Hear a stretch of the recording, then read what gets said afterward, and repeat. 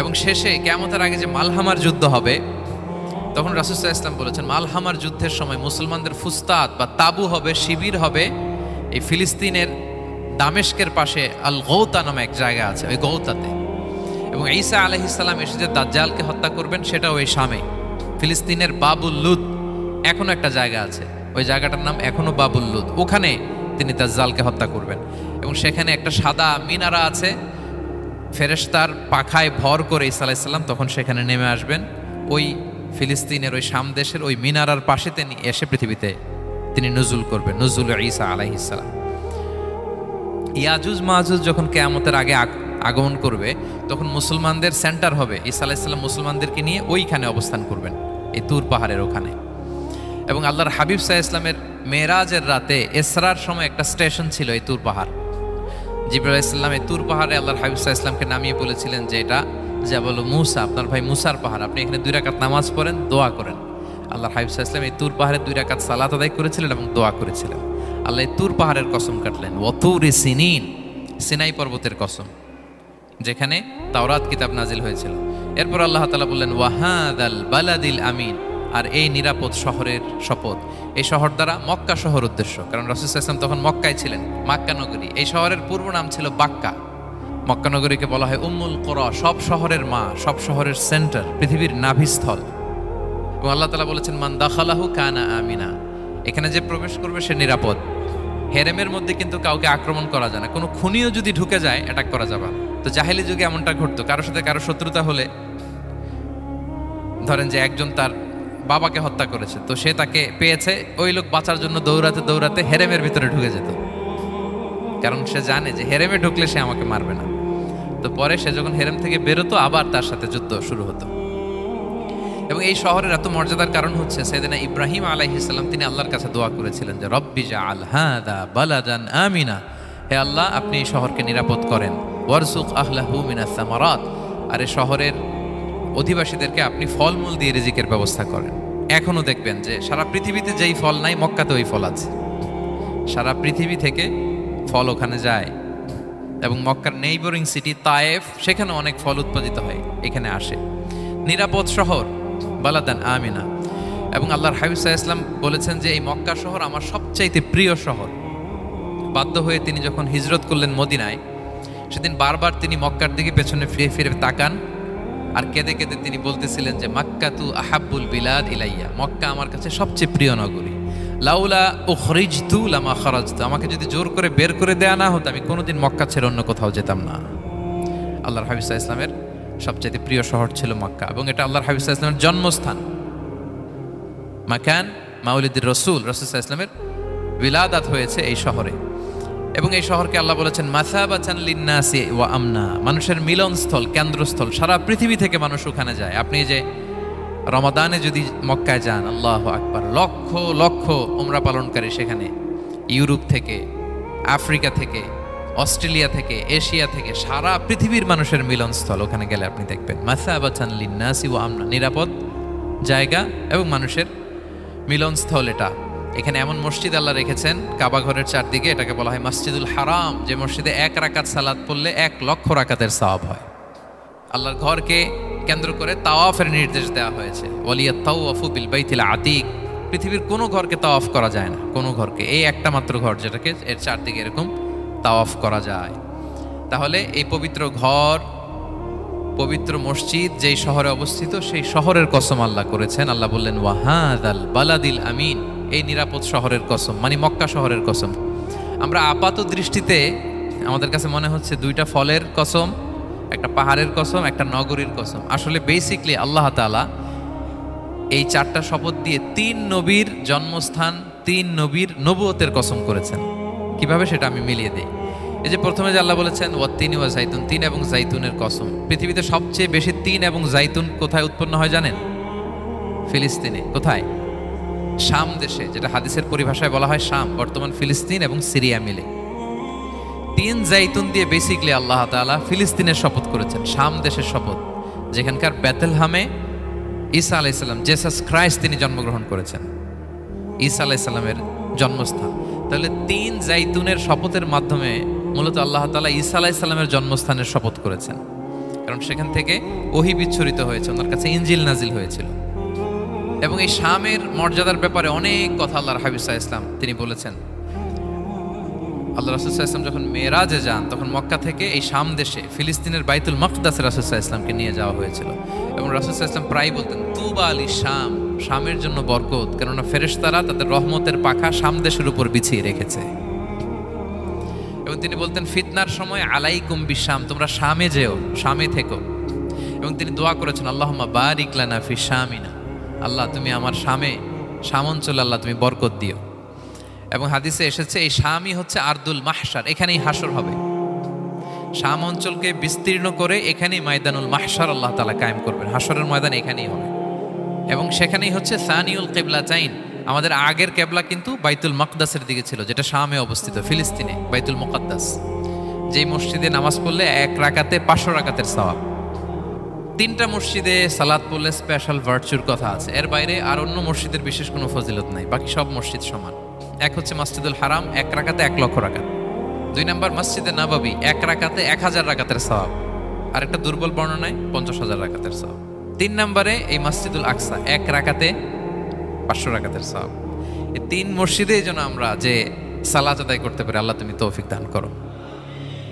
2 মসজিদে তো একেবারেই সহজ যাওয়া, মক্কা মদিনাতে। বাইতুল মাকদাসের জন্য আমরা যেতে পারি, আল্লাহ তুমি সেই পরিস্থিতি আমাদের জন্য তৈরি করে দাও। তাই বাইতুল মাকদাসের দিকে রাসূল সাল্লাল্লাহু আলাইহি ওয়াসাল্লাম টানা 14 বছর নামাজ পড়েছেন। 14 বছর। প্রথম 13 বছর কোনো সমস্যা হয়নি মক্কায়, কারণ তখন কেবলা বাইতুল মুকাদ্দাস থাকলেও রাসূল সাল্লাল্লাহু আলাইহি ওয়াসাল্লাম সামনে রাখতেন কাবাকে। কেবলা বাইতুল মুকাদ্দাস, কিন্তু তিনি তো মক্কায় ছিলেন নবুয়তের প্রথম 13 বছর, সামনে কাবাকে রাখতেন, তারপরে টু দ্য ডাইরেকশন অফ বাইতুল মুকাদ্দাস। কিন্তু যখন মদিনায় গেলেন তখন তো আর কাবা নাই, তখন রাসূল সাল্লাল্লাহু আলাইহি ওয়াসাল্লাম কাবাকে মিস করতে আরম্ভ করলেন। আর প্রায় আল্লাহর কাছে কামনা করতেন, আমার বংশের গোড়া ইব্রাহিম আলাইহিস সালামের রুট যেখানে, আমার জন্মস্থান, সেই কাবার দিকে যদি আবার কেবলাটা ফিরিয়ে দেয়া হতো। কদ নারা তাকাল্লুবা ওয়াজহিকা ফিস সামা ফালানুওয়াল্লিয়ান্নাকা কিবলাতান তারদাহা। আল্লাহ আয়াত নাযিল করলেন, নবী আপনি আকাশের দিকে তাকিয়ে কি ভাবেন আমি বুঝি, আপনি চান কেবলার জন্য আমি মক্কার দিকে ঘুরিয়ে দেই। আল্লাহ তাআলা ঘুরিয়ে দিলেন। আল্লাহ বলেন, ফাওয়াল্লি ওয়াজহাকা শাতরাল মসজিদিল হারাম, এখন থেকে মসজিদুল হারামের দিকে আপনি টু দ্য ডাইরেকশন অফ কেবলা নামাজ পড়বেন। কেবলা চেঞ্জ হয়ে গেল। তো মদিনায় যে 16-17 মাস, আর মক্কায় 13 বছর, মোট 14 বছর আল্লাহর হাবিব সাল্লাল্লাহু আলাইহি ওয়াসাল্লাম এই মসজিদুল আকসার দিকেই হয়েই তিনি নামাজ পড়েছেন। এটা আমাদের আগের কেবলা ছিল। এবং শেষে কিয়ামতের আগে যে মালহামার যুদ্ধ হবে, তখন রাসূল সাল্লাল্লাহু আলাইহি ওয়াসাল্লাম বলেছেন, মালহামার যুদ্ধের সময় মুসলমানদের ফুস্তাদ বা তাবু হবে, শিবির হবে এই ফিলিস্তিনের দামেস্কের পাশে আল গৌতা নামে এক জায়গা আছে, ওই গৌতাতে। এবং ঈসা আলাইহিস সালাম এসে যে দাজ্জালকে হত্যা করবেন, সেটা ওই শামে, ফিলিস্তিনের বাবুল লুদ এখনো একটা জায়গা আছে, ওই জায়গাটার নাম এখনো বাবুল লুদ, ওখানে তিনি দাজ্জালকে হত্যা করবেন। এবং সেখানে একটা সাদা মিনারা আছে, ফেরেশতার পাখায় ভর করে ঈসা আলাইহিস সালাম তখন সেখানে নেমে আসবেন।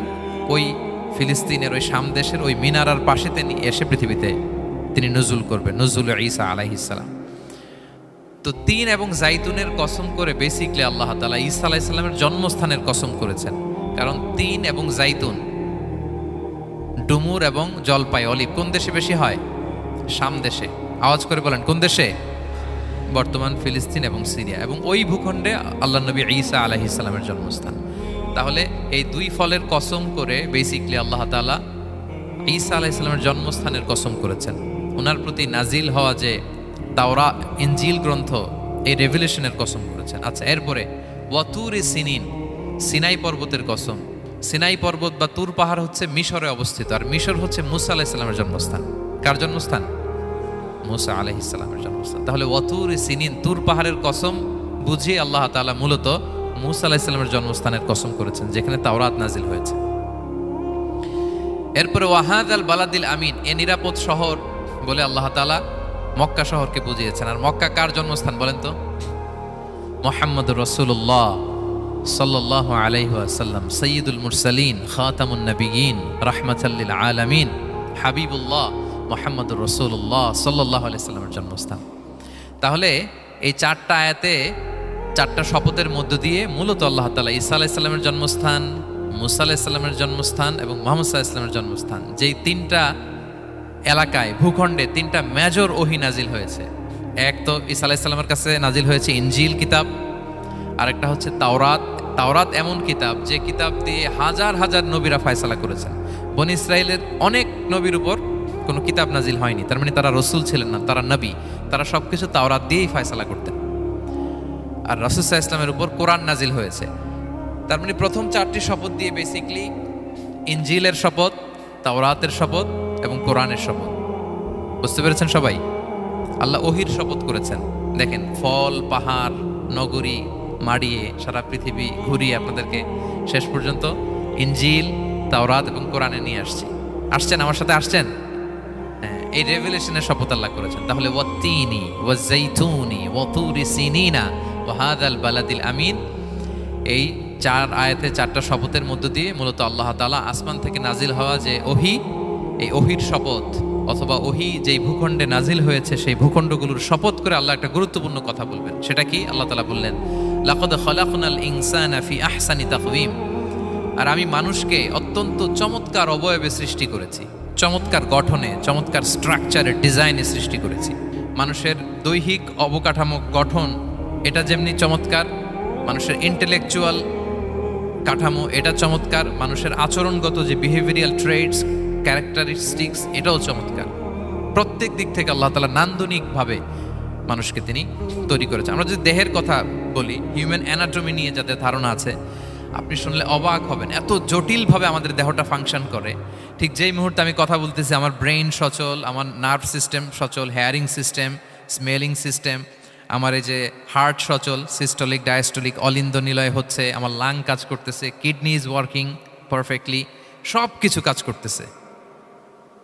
এত সূক্ষ্মভাবে আমাদের দেহটা কাজ করে, এটাকে ইংরেজিতে বলে মরফোলজি, আকৃতি সংক্রান্ত যে বিদ্যা। এটা নিয়ে যদি আপনি দেখেন যে মানুষের হাত কিভাবে কাজ করে, মানুষের পা কিভাবে কাজ করে, মানুষের হিউম্যান ব্রেইন কিভাবে কাজ করে, আপনি অবাক হবেন। এবং আল্লাহর যে সেট আপ, লাকাদ খালাকনাল ইনসানা ফি আহসানি তাকওয়িম, নিশ্চয় আমি মানব জাতিকে চমৎকার অবয়বে তৈরি করেছি। আপনি যদি অবয়বটা দেখেন, আমাদের স্ট্রাকচার এর চেয়ে সুন্দর করে আর তৈরি করা যেত না, এর চেয়ে সুন্দর আর হতে পারে না। যেখানে যা দেয়ার, মাথার চুল থেকে পায়ের নখ পর্যন্ত, আপনি একটা ডিজাইনে, স্ট্রাকচারে, সেট আপে আপনি ভুল ধরতে পারবেন না। যেখানে যেটা দরকার, আপনি একটু খেয়াল করে দেখেন যে এই যে আমাদের চোখ, চিকিৎসা বিজ্ঞান বলতেছে যে মানুষ 10 মিলিয়নেরও বেশি রং শনাক্ত করতে পারে। Human eyes can identify more than 10 million colours. 10 মিলিয়নেরও বেশি রং আমরা আমাদের চোখ দিয়ে শনাক্ত করতে পারি। সুবহানাল্লাহ, সুবহানাল্লাহ বিহামদি। আচ্ছা, চোখের সেট আপটা একটু যদি খেয়াল করেন, দেখেন আমার এই চোখ এখানে না থাকে, এটা যদি জাস্ট 2 ইঞ্চি উপরে এখানে হইতো, এইটা যদি কপালে যদি আমাদের চোখ হইতো, কি অবস্থা হইতো বলেন তো? সিজদা দিতে পারতেন আল্লাহকে? বলেন, দিতে পারতেন? আচ্ছা, আমরা কিছু খাওয়ার সময় আমরা কি করি? ওইটা ভালো আছে কিনা, পচে গেল কিনা, স্মেলটা আগে দেখি, তারপরে খাই। দেখেন কত চমৎকার সেট আপ। একটু খেয়াল করেন, এই নাকের সেট আপ যদি এইখানে না থাকে, আমাদের নাক যদি পেছনে থাকতো, খাওয়ার সময় খাবারটা বাসি কিনা, ভালো আছে কিনা কি করতেন? লাকাদ খালাকনাল ইনসানা ফি আহসানি তাকওয়িম। আচ্ছা দেখেন, এই যে আমরা কান দিয়ে শুনি, এই যে কান পেঁচানো, মনে করেন না যে এমনি এমনি পেঁচানো, এই পেঁচানো, এটাই পথ না থাকলে আমরা শুনতেই পেতাম না। এটা এমনভাবে সেট আপ করা, এটাই ইথারে ভাষা তরঙ্গকে এয়ার ড্রামের ভেতরে সুন্দরভাবে ইনপুট করে, নাহলে আমরা শুনতে পেতাম না। আপনার এই কান কেটে ফেলে দিলে আপনি শুনতে পারবেন না। এটা এইভাবেই যেতে হবে, সুরঙ্গটা এইভাবে তৈরি হইতে হবে। আচ্ছা দেখেন, আপনার কান, এই কান যদি এইখানে না থেকে আপনার ডান বগলের নিচে হইতো, বাম কান যদি বাম বগলের নিচে হইতো, তাহলে কি হইতো বলেন? আজকে আমার ওয়াজ কিভাবে শুনতেন বলেন দেখি, কিভাবে শুনতেন? বুদ্ধি আছে বলে যে হুজুর এইভাবে শুনতাম। সুবহানাল্লাহ, সুবহানাল্লাহ, লাকাদ খালাকনাল ইনসানা ফি আহসানি তাকওয়িম। আমি মানুষকে সবচেয়ে সুন্দর সর্বোত্তম গঠনে তৈরি করেছি। দেখেন, কান দুটো ওইখানে থাকলে কথা শুনতে হইলে হাত উঁচু করে রাখা লাগতো। আল্লাহ, আপনি একটা একটা অঙ্গ দেখেন, ঠিক যেখানে যেটা যেভাবে সেট করা দরকার, আল্লাহ তাআলা দয়া করে অনুগ্রহ করে ঠিক সেভাবে তিনি সেট করেছেন। আমাদের চেহারার মধ্যে দেখেন এক একজনের এক এক রং। ওয়াখতিলাফু আলসিনাতিকুম ওয়া আলওয়ানিকুম ইন্না ফি যালিকা লাআয়াতুন লিল আলিমিন। আল্লাহ বলেন, তোমাদের ভাষার ভিন্নতা দিয়েছি, তোমাদের গায়ের রঙের ভিন্নতা, একজনের চেহারার সাথে আরেকজনের মিল নাই, একজনের ফিঙ্গারপ্রিন্টের সাথে। আয়াহসাবুল ইনসানু আল্লান নাজমাআ ইযামা বালা কাদিরিনা আলা আন নুসাউইয়া বানানা। মানুষ ভেবেছে সে মারা গেলে তাকে আমি তার অস্থি, মজ্জা, হাড়, গোশত, চামড়া জোড়া লাগাতে পারবো না। আরে তার আঙ্গুলির অগ্রভাগ পর্যন্ত আমি সুবিন্যস্ত করে আমার কাছে রেখে দিয়েছি ফিঙ্গারপ্রিন্ট। আমাদের ফিঙ্গারপ্রিন্টগুলো আল্লাহর কাছে সংরক্ষিত। একজনের ফিঙ্গারপ্রিন্টের সাথে আরেকজনেরটা মেলে না। এই যে আমার 10 আঙ্গুলে 10টা ফিঙ্গারপ্রিন্ট, পায়েরগুলো হচ্ছে ফুটপ্রিন্ট, একটার সাথে আরেকটা মিলে। আমার এটার সাথে এটা মিলবে বলেন? আমার সাথে আপনারটা মিলবে? বর্তমানে পৃথিবীতে কত কোটি মানুষের বসবাস বলেন? এই যত মানুষ পৃথিবীতে আছে, একজনের আঙ্গুলের ছাপের সাথে, এই যে বায়োমেট্রিক্যাল অথেন্টিকেশন যে আমরা করি, একজনের ফিঙ্গারপ্রিন্টের সাথে আরেকজনের ফিঙ্গারপ্রিন্টের মিল নাই। একজনের ফুটপ্রিন্টের সাথে ফুটপ্রিন্ট, ইভেন একজনের আই প্রিন্টের সাথে। আমাকে একজন ওনার হসপিটালে নিয়ে গেল ঢাকায়, তো উনি ওনার দরজা খুলতেছে আই প্রিন্ট দিয়ে, মানে উনি না গেলে খুলে না। উনি আর ওনার খুব কাছের স্টাফ, এটা গুরুত্বপূর্ণ একটা অফিস, তো উনি চোখ দিল, আই প্রিন্ট নিল, এরপরে দরজা খুলে যাচ্ছে। দেখেন, একজনের আই প্রিন্টের সাথে আরেকটা আই প্রিন্ট মেলে না। সুবহানাল্লাহ। প্রিয় ভাইরা, একজনের ফিঙ্গারপ্রিন্টের সাথে আরেকজনের ফিঙ্গারপ্রিন্টের কোনো মিল আছে পৃথিবীতে? ফুটপ্রিন্টের সাথে, আই প্রিন্টের সাথে? কারণ ডিজাইনারটা কে বলেন তো? হুয়াল্লাযী ইউসাউবিরুকুম ফিল আরহামি কাইফা ইয়াশা। মায়ের পেটে থাকতেই আল্লাহ তাআলা এগুলো ডিজাইন করে দিয়েছেন। আমি কেমন হব, আমার বৈশিষ্ট্য কেমন কেমন হবে, এই যে আমি যে আমার বাবা দাদা 14 পুরুষের ডিএনএ বয়ে বেড়াই, এগুলো সব নিয়ে আমার বৈশিষ্ট্য, আমার কণ্ঠস্বর, আমার ক্যারেক্টারিস্টিক্স, আমার ফিচার কেমন হবে, সব তিনি আল্লাহ তাআলা মায়ের পেটে থাকতেই ডিজাইন করে দিয়েছেন। সুবহানাল্লাহ। আল্লাহ বলছেন, লাকাদ খালাকনাল ইনসানা ফি আহসানি তাকওয়িম। প্রিয় ভাইরা, কসম করার পরে আল্লাহ যে কথাটা বলেন, এটা অনেক গুরুত্বপূর্ণ, খুবই গুরুত্বপূর্ণ বার্তা। আল্লাহ চারটা কসম করে, তিনটা নবীর জন্মস্থানের শপথ করে তিনি বললেন, লাকাদ খালাকনাল ইনসানা ফি আহসানি তাকওয়িম। নিশ্চয় আমি অত্যন্ত চমৎকার আকৃতিতে মানুষকে তৈরি করেছি। মানুষের গঠন এরকম, মাথা থেকে পা পর্যন্ত। আমি তো দু একটার কথা বললাম, চোখ, নাক, কান, আপনি একটা একটা করে যদি ধরেন, আমাদের হেয়ারিং সিস্টেম কিভাবে কাজ করে, হেয়ারিং নার্ভ কিভাবে কাজ করে, আমাদের সেন্সেশন কিভাবে কাজ করে, আমাদের ব্রেন কিভাবে কাজ করে। আমাদের এক একজনের ব্রেন 1.5 কেজি ওজন, 3 পাউন্ডের মতো একটা সুস্থ মানুষের অ্যাভারেজ ব্রেনের ওজন। এই ব্রেনের মেমোরি হচ্ছে 2.5 মিলিয়ন গিগাবাইট। আপনার মোবাইলে স্পেস কত বলেন, মেমোরি কত? হ্যাঁ, 512 জিবি। আর আমার আর আপনার ব্রেইনের যে মেমোরি, এই মেমোরি হচ্ছে 2.5 মিলিয়ন গিগাবাইটস। আল্লাহ, এই যে প্রতি মুহূর্তে আমাদের নিউরন কানেক্টিভিটি হচ্ছে, ব্রেনের স্নায়ুগুলোর যত কানেক্টিভিটি হয়, যত আমরা চিন্তা করে ব্রেনকে খাটাই, নতুন নতুন জিনিস আমরা তৈরি করতে পারি। এবং এমনভাবে আল্লাহ তাআলা এমন সফিস্টিকেটেড ব্রেইন আল্লাহ মানুষকে দিয়েছে, মানুষ পারে না এমন কিছু নাই। মানুষ যা কল্পনা করতে পারে, মানুষ তা করে দেখাতে পারে। এজন্য আমাদের কল্পনার জানালাটাকে বড় করতে হবে। আই রিপিট, মানুষ যা কল্পনা করতে পারে, ইমাজিন করতে পারে, সেটা মানুষ করে দেখাতে পারে। ওই ক্যাপাসিটি দিয়ে আল্লাহ তাআলা মানুষকে তৈরি করেছে। সুবহানাল্লাহ, সুবহানাল্লাহ। লাকাদ খালাকনাল ইনসানা ফি আহসানি তাকওয়িম। এই ব্রেনকে খাটিয়ে মানুষের কত ইনভেনশন, কত ডিসকভারি, মানুষ সভ্যতার পর সভ্যতা বিনির্মাণ করেছে। চোখ ধাঁধানো মানুষের আবিষ্কার, তাক লাগিয়ে দিয়েছে গোটা বিশ্বে একটার পর একটা করে। আল্লাহ এমনভাবে মানুষকে তিনি তৈরি করেছেন। লাকাদ খালাকনাল ইনসানা ফি আহসানি তাকওয়িম। চমৎকার অবয়বে, তার দৈহিক অবয়ব যেমনি সুন্দর, তার বুদ্ধিগত, তার চিন্তাগত, তার ইন্টেলেক্ট, এটাও তেমন সুন্দর, এটাও তেমন চমৎকার। পৃথিবীর কোনো প্রাণীকে আল্লাহ তাআলা এরকম হিউম্যান ব্রেনের মতো এরকম সফিস্টিকেটেড ব্রেন দিয়ে, ইন্টেলেক্ট দিয়ে তৈরি করেনি। এজন্য সব প্রাণী থেকে মানুষ আলাদা। সব প্রাণী থেকে মানুষের চিন্তা, বিবেক, বুদ্ধি এগুলো আলাদা। তাহলে দেখেন, মানুষের শ্রেষ্ঠত্ব মূলত এগুলোর দ্বারা। মানুষ যদি তার চিন্তা, বিবেক, বুদ্ধি খাটায়, সে শ্রেষ্ঠ হয়ে যায়। আমি একটা কথা প্রায় বলি যে, মানুষ যদি ভালো হয়, সে ফেরেশতার চেয়েও ভালো। আর মানুষ যদি খারাপ হয়, সে পশুর চেয়েও নিকৃষ্ট। আল্লাহ বলেন, উলাইকা কাল আনআমি বাল হুম আদাল, লাহুম কুলুবুল লা ইয়াফকাহুনা বিহা ওয়া লাহুম আ'য়ুনুল লা ইউবসিরুনা বিহা ওয়া লাহুম আযানুল লা ইয়াসমাউনা বিহা উলাইকা কাল আনআমি বাল হুম আদাল। তাদের হৃদয় আছে, ওটা দিয়ে অনুধাবন করে না সত্যকে। চোখ আছে, ওটা দিয়ে সে সত্যটা দেখে না। কান আছে, হকের কথা শোনে না।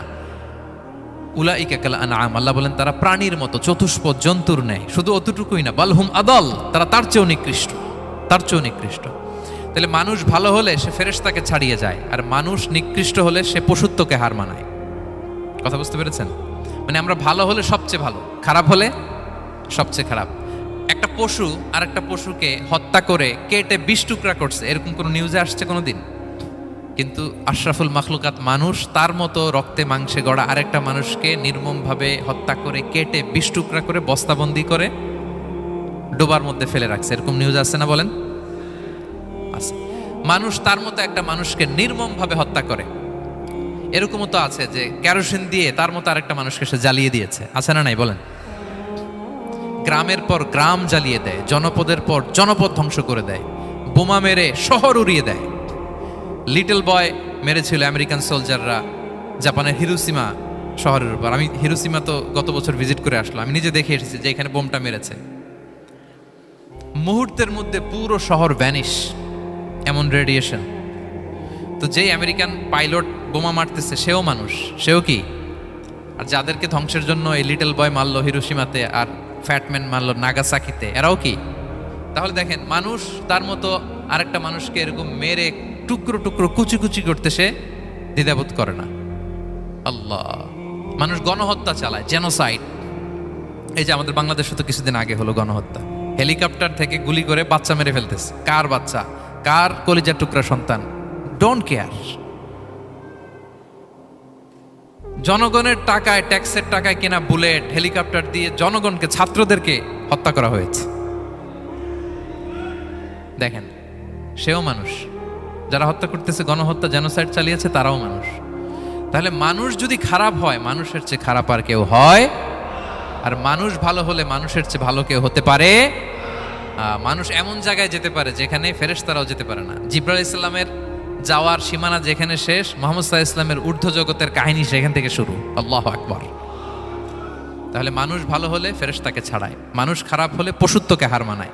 So the decision is yours. রাস্তা দুইটা, আপনি কোন দিকে যাবেন? আপনি কি ডান দিকে জান্নাতের পথে যাবেন নাকি বাঁ দিকে জাহান্নামের পথে যাবেন? সিদ্ধান্ত আপনার। আল্লাহ তাআলা বললেন, লাকাদ খালাকনাল ইনসানা ফি আহসানি তাকওয়িম। আমি মানুষকে চমৎকার আকৃতিতে তৈরি করেছি। হাতের মেকানিজম কি, পায়ের মেকানিজম কি, আমার চেয়ে আপনারা ভালো জানেন। এগুলো ঘন্টার পর ঘন্টা আপনি বলতে পারবেন যে কেমন ভাবে আল্লাহ তাআলা তৈরি করেছেন। আল্লাহ বলেন, মানুষকে আমি অত্যন্ত চমৎকার আকৃতি দিয়ে তৈরি করেছি।